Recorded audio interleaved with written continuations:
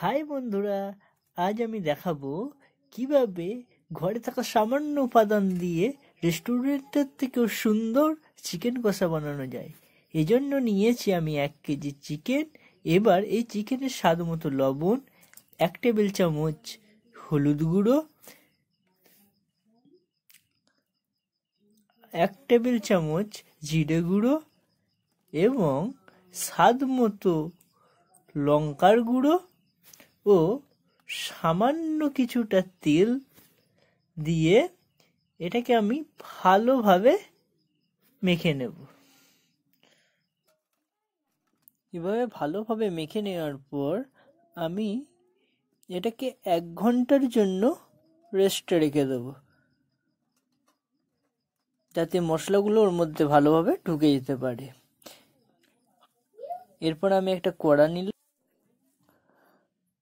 কড়াইয়ে 100 গ্রাম মতো তেল নেওয়া হলো এবং তেলটা যতক্ষণ পর্যন্ত না গরম হচ্ছে ততক্ষণ পর্যন্ত ওয়েট করা হলো। এরপর সেই মশলা মাখানো চিকেনগুলো তেলে ছেড়ে দেওয়া হলো, কারণ এটা আমি হালকা ভেজে নেব। কারণ চিকেন কষা করতে গেলে এই চিকেনগুলোকে হালকা ভেজে নিতে হয়। চিকেনগুলো এবার আমার ভাজা শেষের পথে। এভাবেই নেড়ে নেড়ে ভেজে নেবেন, না নাড়লে একদিকটা ভাজা হবে অন্য দিকটা হবে না। আমার ভাজা কমপ্লিট। এবার এই ভাজা চিকেনগুলোকে আমি একটা অন্য পাত্রে রেখে আমি এই পাত্রেই আবার রান্না করব। তাই আমি এই ভাজা চিকেনগুলো একটা অন্য পাত্রে রেখে দিচ্ছি। এই তেলটা সমেত রেখে দেবেন, কারণ তেলটা ওই পরবর্তীতে তরকারিতে দিলে বা চিকেন কষায় দিলে আরো বেশি টেস্টফুল হয়। আর রান্না করার জন্য আমি এই কড়াইটাই ব্যবহার করব। এবার এই কড়াইয়ের মধ্যেই আমি তেল দিয়ে পরবর্তী রান্না শুরু করব। আগে এই কড়াইয়ে আমি আর কিছুটা তেল দিয়ে দিলাম, যেহেতু আমার ওইখানে আরো তেল আছে তাই কিছুটা তেল দিয়ে দিলাম। তেলটা গরম হয়ে গেলে সেই তেলে আমার আগের কেটে রাখা 1 কোষা পেঁয়াজ বা একটা পেঁয়াজের টুকরোগুলো আমি সেই গরম তেলে দিয়ে দেব। এবার খুন্তি করে সেই পেঁয়াজগুলোকে নাড়বো যতক্ষণ পর্যন্ত না পেঁয়াজের কালারটা ব্রাউন কালার আসছে, ততক্ষণ পর্যন্ত এভাবে নাড়তে থাকবো।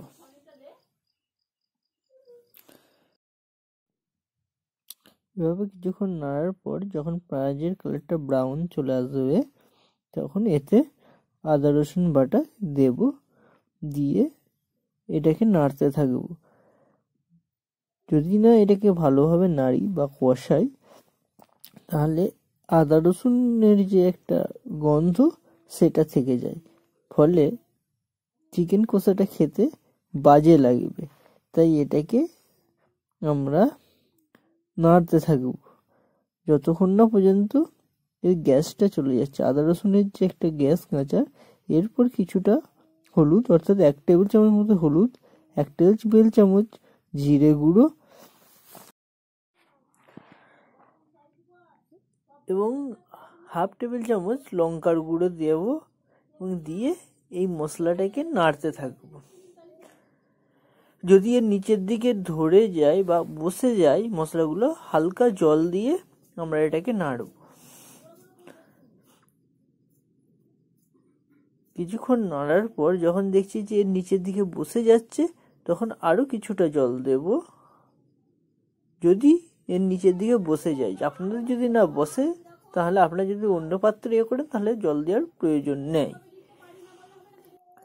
এবার যখন এই গ্রেভি থেকে তেল ছাড়তে শুরু করবে তখন আগের কুচিয়ে রাখা 2 পিস টমেটোর আমরা এতে দিয়ে দেব। বড় সাইজের যাতে টমেটোর পিসগুলো হয়, কারণ 1 কেজি চিকেনের জন্য এই 2 পিস টমেটো দিতে হবে। এবার আমি এটাকে নাড়তে থাকবো বারবার। নাড়ার পর যখন এই টমেটোগুলো প্রায় গ্রেভির সাথে মিশে যাবে, তখন আগে আমি যে চিকেনগুলো ভেজে রেখেছি সেই চিকেনগুলো এতে দিয়ে দেব। দেওয়ার পরে এটা এই গ্রেভির সাথে ভালোভাবে আমরা এই চিকেনগুলোকে মিশিয়ে নেব। এই চিকেনগুলোকে ভালোভাবে মিশিয়ে নেওয়ার পর অনেকক্ষণ ধরে আমি এটাকে কষাতে হবে।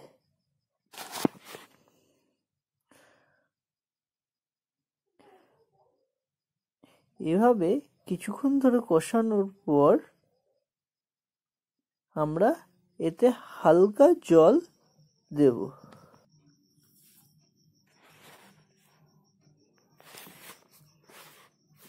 এরপর এরকম কিছুক্ষণ কষানোর পর আমরা এতে দিয়ে দেব সামান্য বিরিয়ানি মশলা।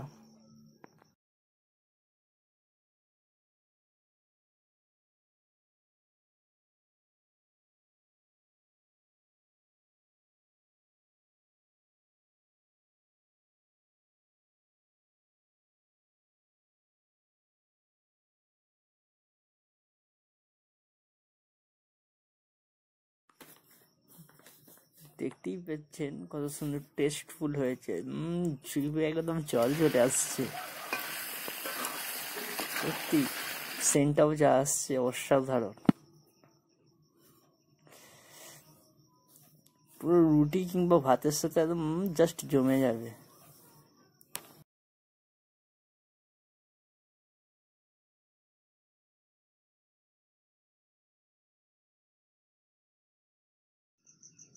ব্যাস, এরপর কিছু ধনে কুচু দিয়ে দিলাম। দিয়ে এবার এটাকে একটু কষিয়ে নেবো, তাহলে রেডি আমাদের চিকেন কষা। যা সেন্ট আসছে, সত্যি একদম জমে যাবে আজ।